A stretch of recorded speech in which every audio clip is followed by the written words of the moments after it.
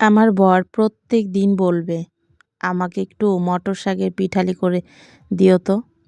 তো অনেক আশা করে মটর শাক ফেলেছিল, বুনেছিল, বুঝলে? সেই বুনেছে মটর শাক, একটু ভালো হয়নি। দু একটা গাছ শুধু মাথার চারা দিয়ে উঠেছে। একটা মটর শাক ভালো করে জ্বালায়ওনি, হয়ওনি। তাহলে কোথা থেকে মটর শাকের পিঠালি করে দেবো বলো তো? তো আজকে সেই জন্য চলে এসেছি। অনেক বলে তো বেচারা। তো আজকে চলে এসেছি, চলো তোমাদের কাছ থেকে দেখাই। এই যে দেখো, গাছ বেশি ভালোই হয়নি।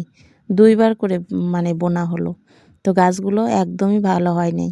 একদম ২-১টা গাছ, সেখান থেকে ২-১টা পাতা মানে আগায় তুলে নিচ্ছি। কি আর করার।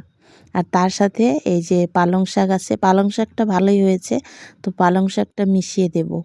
তো মটর আর পালং শাক মিশিয়ে একটু পিঠালি করে দেব। খালি প্রত্যেক দিন বলবে একটু পিঠালি করো, পিঠালি করো। তো আজকে একটু পিঠালি করে দেব। ভীষণ ভালোবাসে। আর আমার তো এই যে পালং শাক আমি খাই না, খাওয়া বারণ। তো খাই না। কিন্তু আমার জন্য উনিও কেন না খেয়ে থাকবে?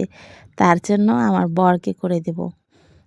হচ্ছে একটু মটর শাক তুলেছি আর এই যে পালং শাক মিশিয়ে একটু পিঠালি রান্না করে দেব। চলো।